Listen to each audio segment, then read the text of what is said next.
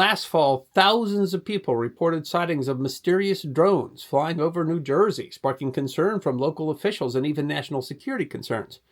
But a thorough investigation by the Federal Bureau of Investigation and the Department of Homeland Security determined that all the lights were merely normal manned aircraft and commercial drones. As a historian, I wonder how the spate of sightings of mysterious drones in New Jersey in the fall of 2024 that garnered national attention will be remembered. But one thing is certain, it's not the first time that things like this have happened. In fact, long before New Jersey, long before Chinese spy balloons, even before Roswell and the term unidentified flying objects, reports of strange lights and mysterious ships created a national obsession in 1896, leaving behind conflicting evidence, strange conspiracy theories, and perhaps an enduring mystery.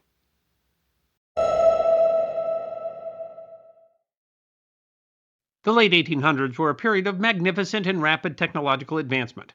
Probably the most significant and obvious advancement was electricity, with Edison's practical incandescent bulb in 1879, preceding other advances like DC and AC motors and transformers, leading to much cheaper and more available electricity.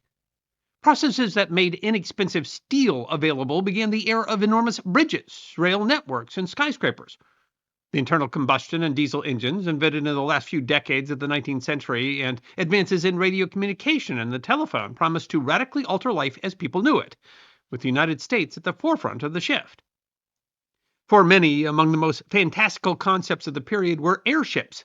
The first airships appeared in the middle of the 19th century, such as the Ballon Poisson, a navigable balloon designed by French aeronaut Ferdinand Laglaise around 1850. In 1852, Henri Giffard made the first engine-powered flight in a steam-powered airship.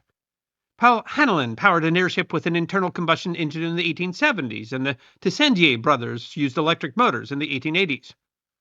The concept of humans mastering travel by air enthralled many, as evidenced by the variety of science fiction novels which made use of the airship theme.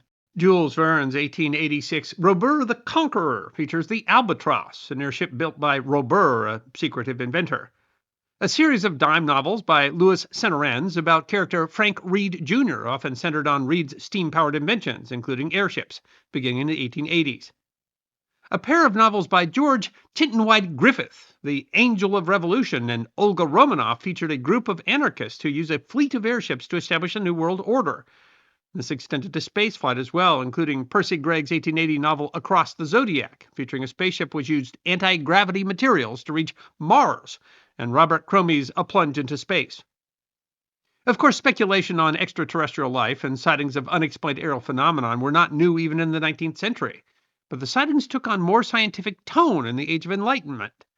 In 1853, several studies at Britt College in Tennessee noted two luminous objects on the horizon as the sun rose.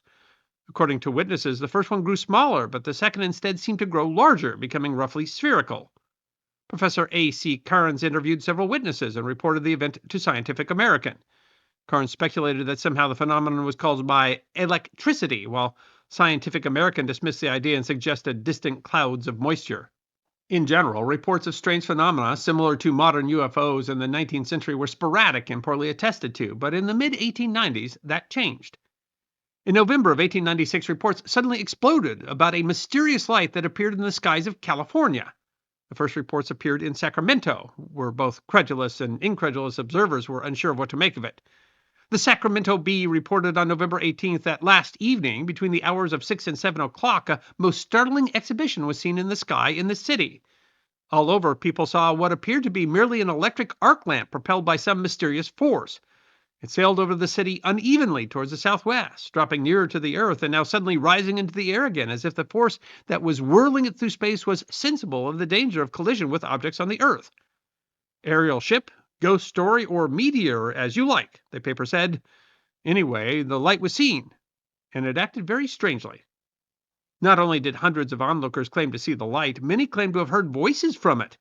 Not the whispering of angels, not the sepulchral mutterings of evil spirits, but the intelligible words and the merry laughter of humans. As the light seemed to drift downward, many swore that they heard people saying things like, "Lift her up, quick, you're making directly for that steeple." Another witness claimed to have heard someone say, "Well, we ought to get to San Francisco by tomorrow noon." Some surmised it was some sort of balloon, and others said that it couldn't be, as it seemed to be sailing into the wind. The paper steadfastly refused to speculate. Here is the chronicle, it said. Whence the light, which was not a meteor, all agree, came, whither it went, and where it is now, these things it is not within the capacity of this article to deal with.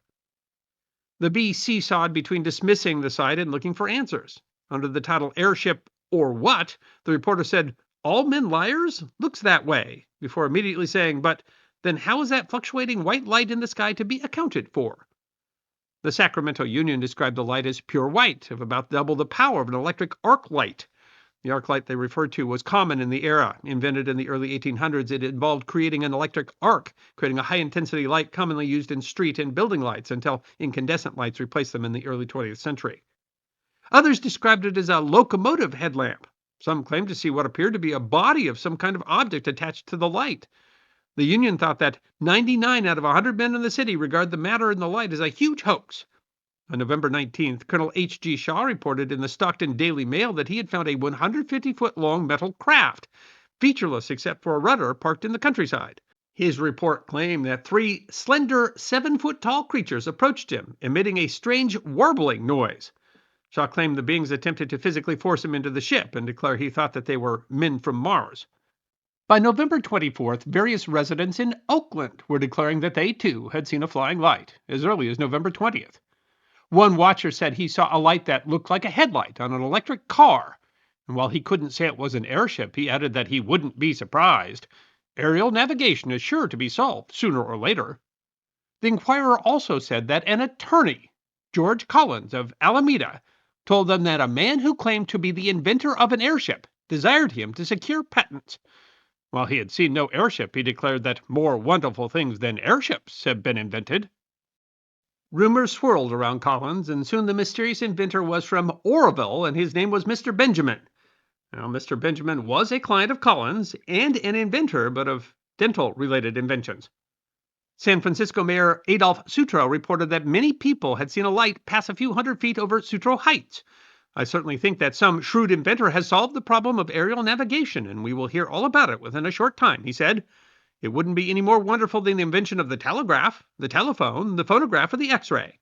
Several reports now came out of the woodwork. A Miss Hagstrom claimed to have been impressed by a strong light 6 weeks earlier in San Francisco, while a real estate dealer in Berkeley claimed to see the Collins-Benjamin airship in early November.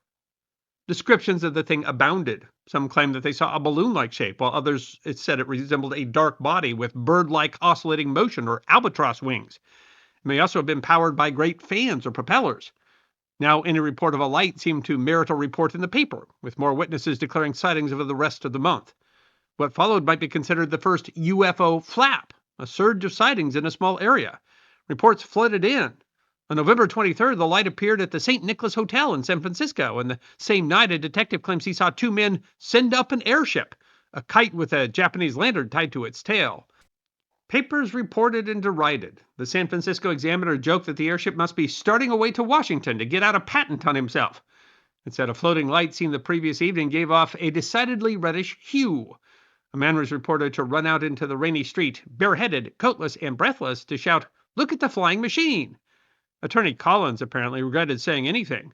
"The notoriety I'm getting about this airship matter is getting to be more than monotonous," he said. He decried that anyone had decided the supposed patent seeker was a Mr. Benjamin, recanting or denying much of the story. At least 19 counties in California will report seeing the great airship. The Fresno Republican said that the town which has not had its airship might as well come off the map. The Humboldt Times in Eureka said people had gone daft over the flying machine. Yet reports of sightings came from Eureka, from Merced, from Ukiah, from Fresno. On November 24th alone, it was reported at Eureka, Santa Rosa, Sebastopol, San Francisco, San Jose, Visalia, Sacramento, and Placerville. Some even described the unidentified object as an aerial destroyer. William Randolph Hearst, who owned the San Francisco Examiner, made the historically ironic declaration that the whole thing was pure myth created by fake journalism. But that didn't apparently prevent him from publishing sensational stories about the airship simultaneously in the New York Journal. Major General William Henry Harrison Hart, a former California Attorney General and an interesting figure in his own right, added fuel to the fire, claiming to have spoken with the flyers personally. In an article in the San Francisco Call, he went on at length and in detail about a series of flying machines supposedly being constructed and perfected. Hart advised the thing be sold to the rebelling Cubans in their struggle against the Spanish, to destroy Havana. He would eventually distance himself from much of what he said. A remarkable light appeared far north in Tacoma, Washington on November 27th. Witnesses there said that it had the appearance of a brilliant electric searchlight, and that it flashed often and each time sent forth various colored rays of light, shooting out like spokes from the hub of a wheel. It had a wavering motion like a vessel at sea.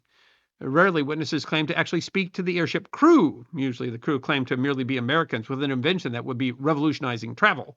Sporadic sightings in California continued throughout the year, all over the state, and then the mysterious light seemed to have disappeared, at least for a time. More reports of a similar nature began to crop up in the new year, beginning in February, halfway across the country, in Nebraska. On February 2nd, the Omaha Bee published a report of a sighting of an airship or something of the kind near Hastings, Nebraska, and 3 days later reported another sighting near the town of Innisfail. Again, the papers battled over whether the sightings were real, mistaken identifications, or outright hoaxes. The Omaha World Herald reminded people that others had once laughed at the likes of Samuel Morse and Thomas Edison, while the Lancaster, Pennsylvania semi-weekly New Era derided the idea that anyone sensible could believe the stories. Quite a few reports suggested that viewers were simply mistaking bright Venus for an airship, or another suggested it was merely nighttime kite flying. Reporters were careful to say that interviewed witnesses were sober folk and not drunks, but the Adams County Democrat joked it is funny what some people see after dark. Witnesses leaving a prayer meeting said that they saw a conical-shaped ship, 30 to 40 feet in length and carrying a bright headlight. Again, witnesses claimed to have heard voices carrying down.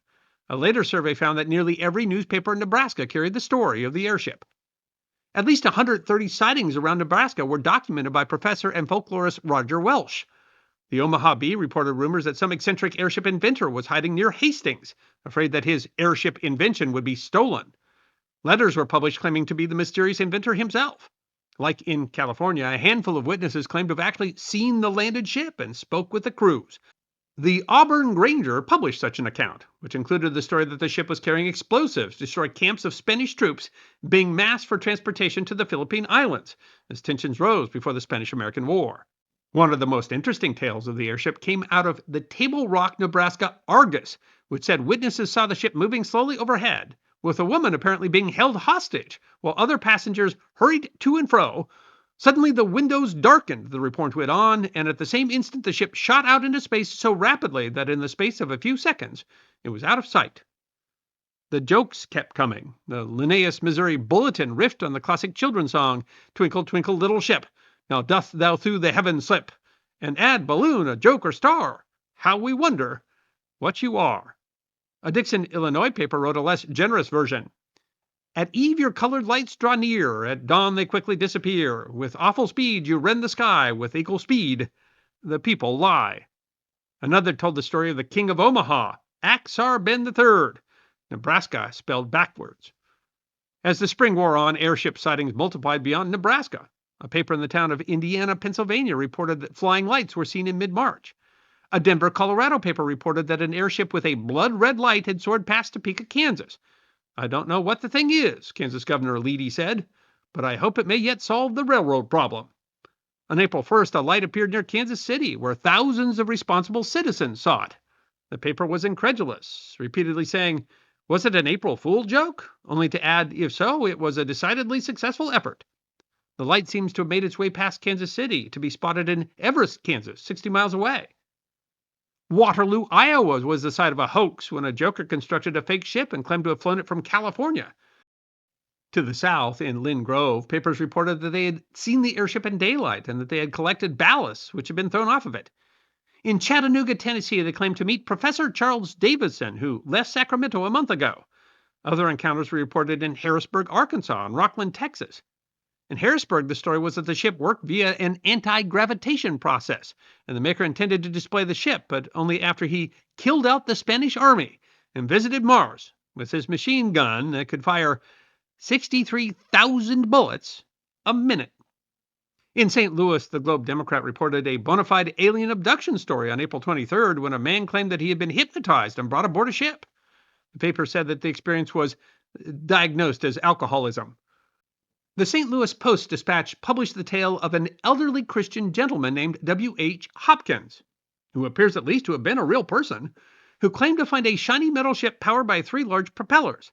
The old man was greeted by the most beautiful being I ever beheld, a golden-haired woman dressed in nature's garb, and an old man of noble proportions and majestic countenance. The figures told Hopkins that they came from Mars. No matter how outlandish or unbelievable some of the tales, sightings continued to be reported. At Chicago on April 9th, at St. Louis on April 12th. The Evanston Index claimed the light had the brightness of 50 ordinary electric streetlights. A photographer claimed to have managed to get an undoctored image of the ship in Chicago on April 11th, and battles over the photo's authenticity raged between Chicago papers.